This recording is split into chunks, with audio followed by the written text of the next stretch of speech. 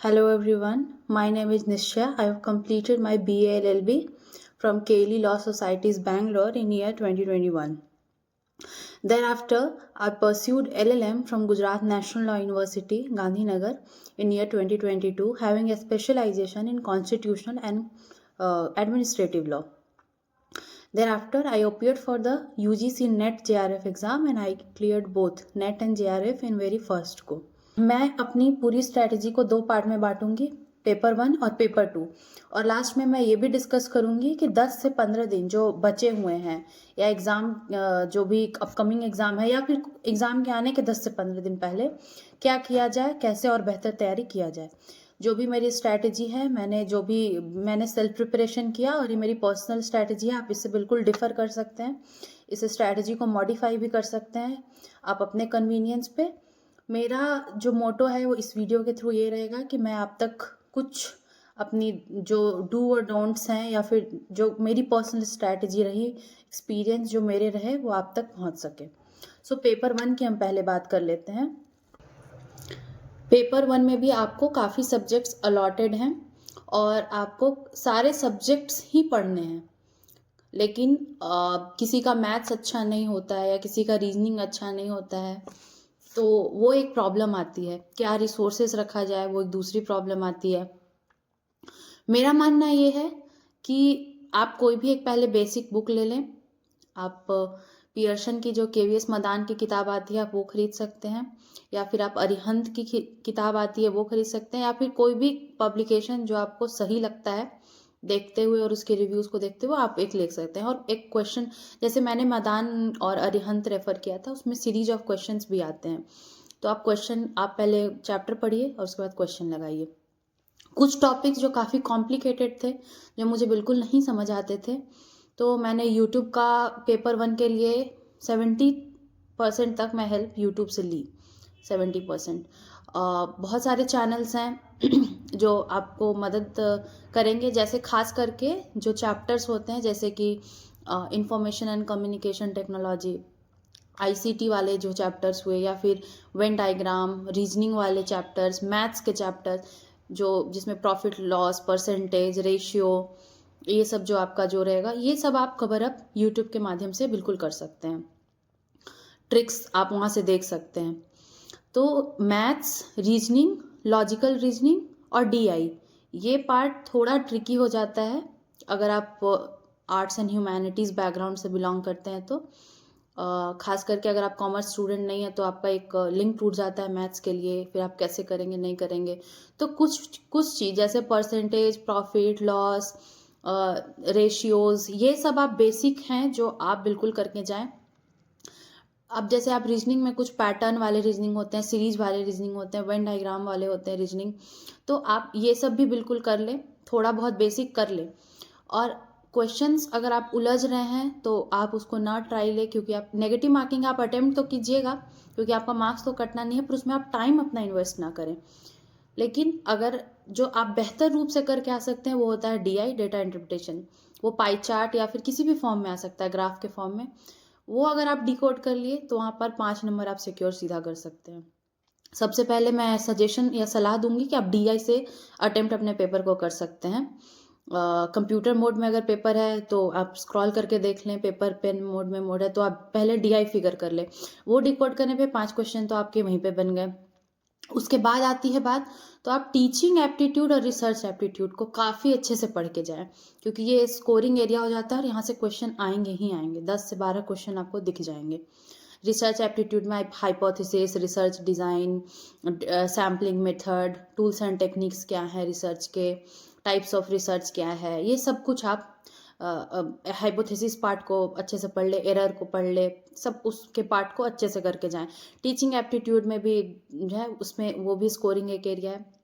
उसके बाद फिर आप कंप्यूटर के लिए, आईसीटी के लिए आप यूट्यूब चैनल कहीं भी बहुत एन नंबर ऑफ जो भी आपको पसंद है वहाँ से आप पूरा सीरीज कवर अप कर सकते हैं, रैम रोम ये सब पर। फिर आप बाइनरी नंबर का कन्वर्जन देख ले, थोड़ा बहुत फार्मूलाज देख ले, और फिर आपका एक आप जो बिल्कुल ही नहीं छोड़ना है और बिल्कुल ही स्कोरिंग हो जाता है वो कॉम्प्रिहेंशन पैसेज हो जाता है। जो पढ़ के सिंपल इंग्लिश लिटरेचर जान रहा है वो पढ़ के बिल्कुल सॉल्व कर लेगा उस पैसेज को।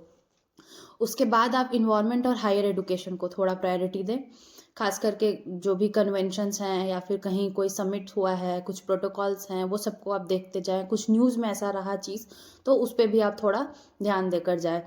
प्रोमिनेंट यूनिवर्सिटीज़ का स्थापना, वो सब चीज़ भी आपको देख कर जाना होगा हायर एजुकेशन में। फिर आपका ये सब तो है, उसके बाद फिर मैथ्स और रीजनिंग पार्ट थोड़ा वीक हो जाता है, तो आप अगर बहुत टाइम ना भी दे पाए, अगर शुरू से आपका बेहतर नहीं है रीजनिंग पार्ट, तो 15 दिन में फिर इस पे टाइम देने की ज़रूरत नहीं है। तो फिर 15 दिन है अगर आपके पास, तो उसमें कैसे टाइम इन्वेस्ट किया जाए और क्या किया जाए, तो आप research aptitude, teaching aptitude, higher education और फिर आपका कॉम्प्रिहेंशन पैसेज, कम्युनिकेशन, ये सब आप आईसीटी, ये सब पर आप टाइम दें, क्योंकि आपका चार पांच क्वेश्चन भी अगर आता है और अगर आप 50 क्वेश्चन में 30 क्वेश्चन भी सॉल्व करते हैं तो एक डिसेंट स्कोर माना जाएगा, प्रोवाइडेड कि आप लॉ में बहुत अच्छा करें। तो अगर आप पहले से पढ़ते आ रहे हैं तो आप ये सारे चैप्टर्स को पढ़ें, उसके क्वेश्चंस लगाएं और प्रीवियस ईयर क्वेश्चन मस्ट है लगाना 2015 के बाद से कम, क्योंकि 2015 के पहले आई गेस पैटर्न बिल्कुल अलग था इसका। तो उसके बाद सारे क्वेश्चंस को आप लगाएं। क्वेश्चंस लगाने से आपका ये क्या होगा कि आपके दिमाग में ये क्लैरिटी आ जाएगी कि किस तरह के क्वेश्चंस आएंगे और क्या अटेम्प्ट करना है और कहाँ आप गलत कर रहे हैं, कहाँ आप सही कर रहे हैं, क्योंकि पूरा जो पेपर है वो फैक्चुअल है। कोई भी आपको ऐसा एनालिटिकल या सिचुएशनल क्वेश्चन नहीं आने वाला है मैथ्स और डीआई को छोड़कर। तो कितने फैक्ट्स को आप ध्यान रख पाते हैं, रिटेन कर पाते हैं, इट्स ऑल अबाउट दैट। तो पेपर 1 की स्ट्रैटेजी आप कुछ इस तरह कर सकते हैं: पीवाईक्यू क्वेश्चन, एक बेसिक बुक और यूट्यूब वीडियोस, क्योंकि बुक से काफ़ी कॉम्प्लेक्स जो जो टॉपिक्स होते हैं वो नहीं समझ में आते हैं, तो स्मॉल ब्रेकडाउन्स में आप यूट्यूब चैनल के माध्यम से आप सीख सकते हैं और लर्न कर सकते हैं। कमिंग टू पेपर 2 पार्ट, जो आपका लॉ का पेपर है, जिसमें आपके 100 क्वेश्चन आएंगे, इट कंप्राइजेज ऑफ 200 मार्क्स। तो उसको कैसे किया जाए? देखिए, इसमें आपको सब्जेक्ट्स हैं, करीब करीब 10 सब्जेक्ट्स हैं और उसके अंदर सब टॉपिक्स भी हैं। लेकिन किन सब्जेक्ट्स को ज़्यादा ध्यान से देना है? देखिए, प्रिडिक्टेबल तो कुछ नहीं है पेपर का, लेकिन एक नॉर्म्स जो सेट हो गया है, या आप डिकोड कर सकते हैं प्रीवियस ईयर क्वेश्चंस को देखते हुए कि कौन से पेपर का क्या वेटेज है, क्योंकि कोई मार्क्स या स्ट्रेट जैकेट फॉर्मूला नहीं है कि क्या किस सब्जेक्ट का मार्क्स कितना अलॉटेड है। स्टिल अगर डिकोड किया जाए, प्रीवियस ईयर क्वेश्चन से इन्फर किया जाए, तो आपको वेटेज किन किन सब्जेक्ट्स को ज़्यादा देना है और किस तरीके से पढ़ना है। सबसे पहले कॉन्स्टिट्यूशनल और एडमिनिस्ट्रेटिव लॉ की बात करते हैं। उससे भी पहले मैं ये बताना चाहूँगी कि क्वेश्चंस फैक्चुअल आते हैं, कुछ क्वेश्चन आपका असर्शन और रीजनिंग बेस्ड क्वेश्चन रहेगा, कुछ क्वेश्चन आपके क्रोनोलॉजिकल ऑर्डर में सजाने को कुछ रहेगा। जैसे फॉर एग्जांपल, हाँ, जब मैं अपियर हुई थी तो आई गेस कुछ नंबर ऑफ केसेस दिए हुए थे और उसको क्रोनोलॉजिकल ऑर्डर में सजाना था कि पहले कौन सा केस आया, दूसरे नंबर पे कौन सा केस है, तीसरे नंबर पे कब डिसाइडेड हुआ, ईयर वाइज क्वेश्चन। या फिर आपको मैच द फॉलोइंग आ सकता है, इस तरह के क्वेश्चंस रहेंगे। या फिर डिफरेंट एक्ट, फॉर एग्जांपल हमारे टाइम एक ये भी क्वेश्चन था, मैं याद कर पा रही हूँ, जैसे कि आईपीआर में जो एक्ट्स हैं, patent act, trademark act, GI act, उसे ईयर कब वो इनैक्ट हुआ, उस ईयर के अकॉर्डिंग उसे क्रोनोलॉजिकल ऑर्डर में सजाना था, असेंडिंग ऑर्डर में, ईयर जिसका पहले आया। तो इस तरह के क्वेश्चंस आपके पास होते हैं। कुछ क्वेश्चन में अगर आप जान रहे हैं तो आप टिक कर पाओगे, कुछ क्वेश्चन आप एलिमिनेट कर सकते हो। जैसे मैच द फॉलोइंग जो क्वेश्चंस होते हैं, आप रेंज अगर आपको सेक्शन का याद है या फिर कुछ इस तरह से प्रोविजंस आपको क्लिक कर गए तो आप उससे डिकोड कर लीजिएगा। अगर दो भी अगर आपका मैच द फॉलोइंग में आप सही मिला लिए तो आपका 2 ऑटोमेटिकली निकल आएगा। तो आप कोई नेगेटिव मार्किंग है नहीं, तो आप बिल्कुल अटेम्प्ट ले, सारे ही क्वेश्चंस को आप सॉल्व कर आए। तो इस तरह के क्वेश्चंस होंगे आपके पास, क्रोनोलॉजिकल ऑर्डर में सजाने वाले question, match the following, factual जो टू द पॉइंट होगा, 4 ऑप्शन होंगे। कुछ आपके पास असर्शन और रीजनिंग बेस्ड क्वेश्चन होते हैं। असर्शन रीजनिंग बेस्ड क्वेश्चन खास करके आपसे family law, torts, law of crimes, इन सबों में ज़्यादा आप देख सकते हैं। यूजीसी का जो है पेपर ट्रेंड थोड़ा चेंज हो चुका है। असर्शन और रीजनिंग बेस्ड क्वेश्चन आपको पूरे पेपर में आप ये फील करोगे कि आपको दिखेगा। तो आपको किन किन सब्जेक्ट्स पर ध्यान देना है? तो सबसे पहले कॉन्स्टिट्यूशनल और एडमिनिस्ट्रेटिव लॉ, इसमें आपको फंडामेंटल राइट्स, ड्यूटीज, इमरजेंसी से लेकर आपका legislative relations, administrative, financial relation, GST, bodies, constitutional bodies, सब के बारे में, और आर्टिकल आपके टिप्स में होने ही चाहिए। Case laws, landmark case laws की सीरीज आपको पता होनी चाहिए। For example, if you are reading article 16, तो आपको हर एक चंपकम दोरईराजन से लेकर अभी तक का जो भी ईडब्ल्यूएस के केस में जो भी अमेंडमेंट हुआ, वो केस आपको, जनहित जो वर्सेस यूनियन ऑफ इंडिया, यहाँ तक जितने भी केसेस जैसे जैसे जिस जिस ईयर में आए, वो आपको पता होना चाहिए। आपको सारे लेटेस्ट अमेंडमेंट्स पता होने चाहिए। आपको थोड़े रिसेंट अपॉइंटमेंट्स पता होने चाहिए। और जितने भी आप प्रोविजंस को ध्यान में रख सकते हैं आप रखें। और ख़ास करके कि ये सब वो पूछ लेते हैं, फॉर एग्जांपल कि कॉन्स्टिट्यूशनल बॉडीज़ है, कमीशन ऑफ बैकवर्ड क्लासेस किस प्रोविजन, किस अमेंडमेंट से ऐड हुआ, SC ST के बारे में पूछ लेंगे, कमीशन के बारे में कब ऐड हुआ, चेयरपर्सन तक को आपको देखना होगा।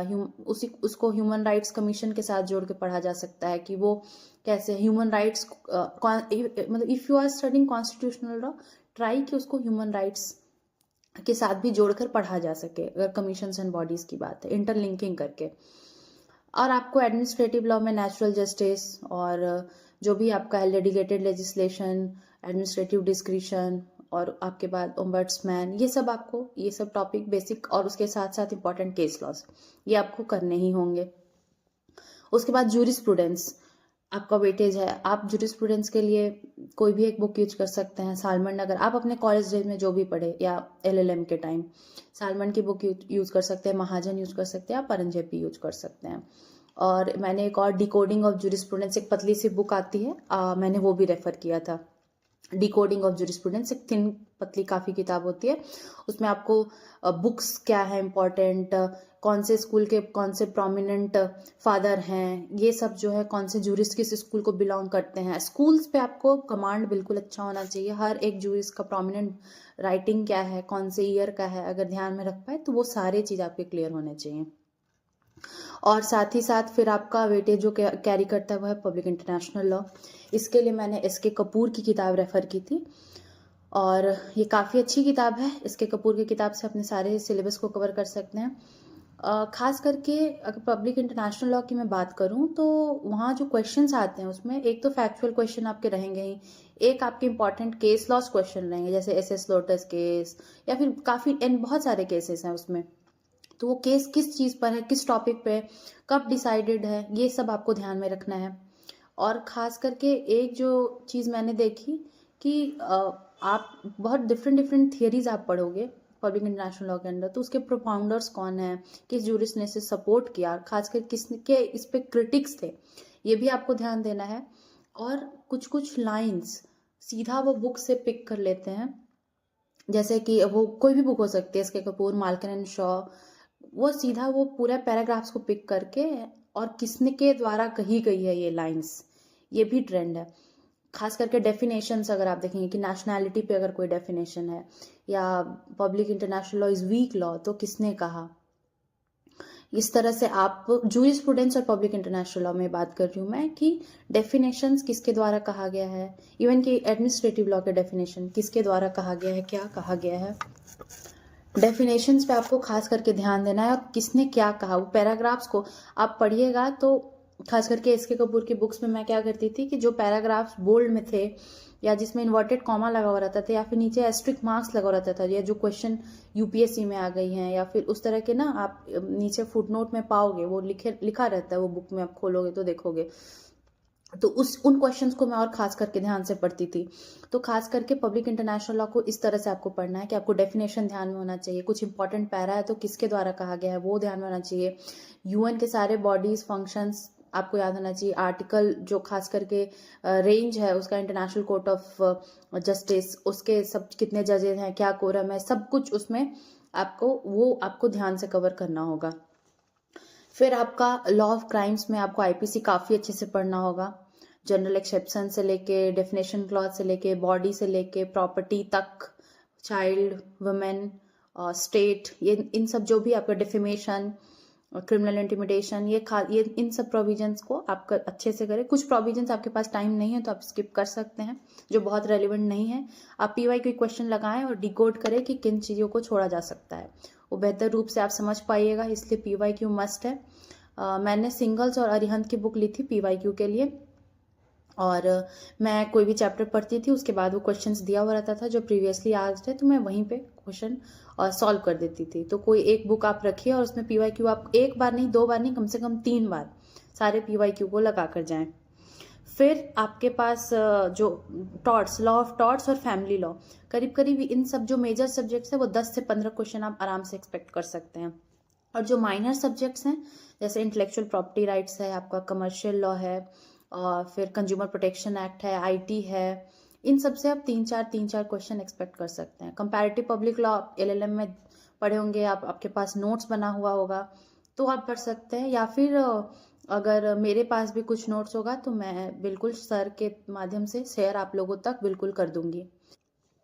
तो jurisprudence, constitutional administrative law, public international law, law of crimes, torts, family law, इन पर आपको अच्छे से कमांड करके जाना होगा। और contract, commercial law, IT, environment, ये सब पर आप ऊपर से जो इम्पोर्टेंट चीज़ है या कुछ न्यूज में रहा या लेटेस्ट डेवलपमेंट, खास करके अगर मैं इंटरनेशनल ह्यूमैनिटेरियन लॉ की बात करूं तो जिसमें ह्यूमन राइट्स भी आ जाएगा आपका, उसमें आपको कन्वेंशंस का ईयर और name of conventions, women related, child related, कुछ इंपॉर्टेंट प्रोटोकॉल्स, डिक्लेरेशन, ये ध्यान से आपको पढ़ना होगा। इन सब चीज़ों पर आपको खास करके ध्यान देना होगा।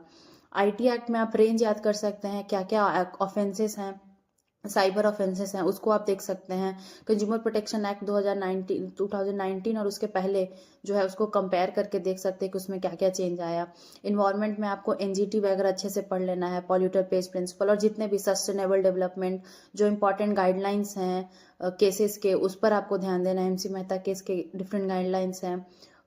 MC मेहता का केस ईयर वाइज आपको याद करना होगा, कौन सा ताज ट्रेपीजियम केस है, कौन सा फिर आपका कानपुर इंडस्ट्री रिलेटेड केस है, क्रैकर्स केस है। इस तरह से आप ईयर पे भी आप ध्यान दें। तो आप, और आपका साथ ही साथ लॉ में भी 2 कॉम्प्रिहेंशन पैसेज आएगा। तो ये स्कोरिंग यहाँ हो जाता है कि अगर आपको नहीं भी कुछ ध्यान में है तो आप पढ़कर भी आप डिकोड कर सकते हैं कि कौन सा इंपॉर्टेंट है, क्या है, आप एलिमिनेट कर सकते हैं। तो पैसेज बेस्ड क्वेश्चन को आप बिल्कुल ही अटेम्प्ट करें, ध्यान से अटेम्प्ट करें, आपका 10 मार्क्स वहीं सिक्योर हो जाएगा। 2 क्वेश्चन, 2 मैक्स टू मैक्स वो कॉम्प्रिहेंशन पूछेंगे। और बुक के लिए तो मैंने सारे बेसिक जो अभी स्टैंडर्ड बुक्स हैं उसी को रेफर किया था। कमिंग टू द पॉइंट कि अब कम समय है तो कैसे तैयारी किया जाए, तो लॉ मैंने पेपर 1 में तो आपको बताया, जो आप स्किप बिल्कुल नहीं कर सकते सब्जेक्ट्स, वो पेपर 2 में भी आपको, आप माइनर एक्ट को बाद में रखें, मेजर एक्ट को पहले आप कवर कर ले एटलीस्ट, ताकि आप स्कोर अच्छा कर सके। टाइम मिले तो माइनर एक्ट का ऊपर की बेयर एक्ट प्रोफाइलिंग, इंडेक्सिंग, इतना आप करके जाएं। कुछ इंपॉर्टेंट केस लॉज हैं तो उसको पढ़ कर जाएं, अगर स्टैंडर्ड बुक से पढ़ने का टाइम नहीं है आपके पास।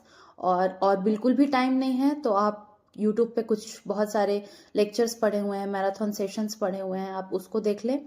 फिर भी उतना भी आपके पास टाइम नहीं है तो उस सब्जेक्ट से रिलेटेड जो क्वेश्चंस आ रखे हैं आप उसको सॉल्व कर ले। उसको सॉल्व करने से ये समझ में आपको आएगा कि किस प्रोविजन से क्वेश्चन पूछा गया है, उस प्रोविजंस को और उसके एंसिलरी रिलेटेड कुछ प्रोविजंस हैं उसको पढ़कर जाएं।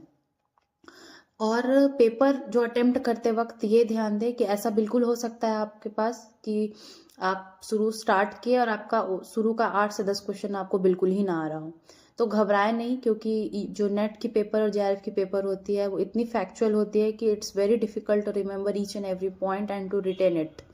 तो इट्स लाइक गैम्बल है ये बिल्कुल, कि आया नहीं आया।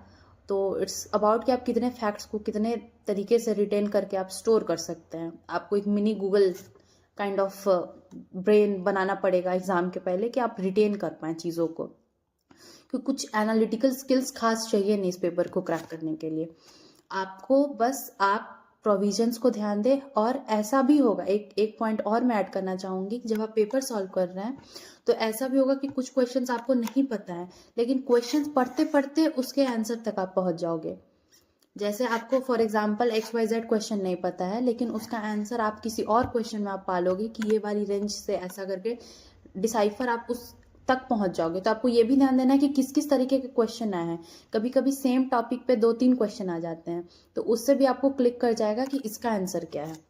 घबराना बिल्कुल नहीं है, क्वेश्चन को 3 बार 4 बार अच्छे से पढ़ना है। कभी कभी आसान क्वेश्चन देख के ये लगता है हड़बड़ाहट में कि ये बिल्कुल मैं कर जाऊंगा, और वहाँ गलती हो जाती है, और एक क्वेश्चन गलत यानी कि आप 2 मार्क्स वहीं पे लूज कर जाओगे। तो क्वेश्चन को बहुत केयरफुली और बहुत ध्यान से अच्छे से पढ़ना है। अगर आपका जो स्ट्रॉन्ग सब्जेक्ट है पहले आप उसको पिक कीजिए और क्वेश्चन को सॉल्व कीजिए। इससे होगा क्या कि आपको कॉन्फिडेंस बूस्ट होगा। लेकिन ये भी नहीं है कि वो अरेंज करके क्वेश्चन देते हैं, स्कैटर्ड वे में भी क्वेश्चन हो सकता है। तो आप कोशिश कीजिए कि अपने सब्जेक्ट्स तक पहुंच पाए। टाइम नहीं वेस्ट करना है, क्योंकि क्वेश्चंस काफ़ी कभी कभी लंबे हो जाते हैं। कुछ नहीं समझ में आ रहा है तो आप सबसे पहले कॉम्प्रिहेंशन सॉल्व कर लीजिए, 10 नंबर का आप उधर सिक्योर कर लीजिए मार्क्स। इससे क्या होगा, कॉन्फिडेंस बिल्डअप होगा। जो छोटे छोटे क्वेश्चन है, जो एक एक लाइन में क्वेश्चन है, 4 ऑप्शन है, उसको आप टिक कर सकते हैं। और असर्शन रीजनिंग वाले क्वेश्चंस को ध्यान से पढ़िए, और एलिमिनेशन टेक्निक आपको काफ़ी हेल्प करेगी। तो ओवरऑल इस पेपर के लिए मैं यही आपको अपने तरफ से सजेस्ट करूंगी कि be careful while you are reading the questions. आपको कभी कभी क्वेश्चन भी आंसर तक पहुंचा पाएगा। और जिसके पास बिल्कुल समय कम है तो वो PYQ को सॉल्व करे और इन्फर करे कि क्या इंपॉर्टेंट है क्या इंपॉर्टेंट नहीं है। 2015 से लेकर 2023 तक जितने भी सेट्स हैं उसको आप बिल्कुल सॉल्व कर लीजिए। कभी कभी आंसर बुक में गलत भी क्वेश्चन होता है, तो आप गूगल के माध्यम से, अपने मेंटोर के माध्यम से उसको डबल चेक करके कि क्या है। कभी कभी ऐसा भी होता है कि एक आध क्वेश्चन रिपीट हो गया और आप गलत आंसर याद करके बैठे हैं। तो और कुछ ऐसे नोट्स होंगे मेरे पास सॉफ्ट कॉपीज में, तो मैं बिल्कुल आप लोगों तक शेयर करूंगी। Thank you everybody for listening me, and thank you sir for providing me this opportunity to share my experience with you guys.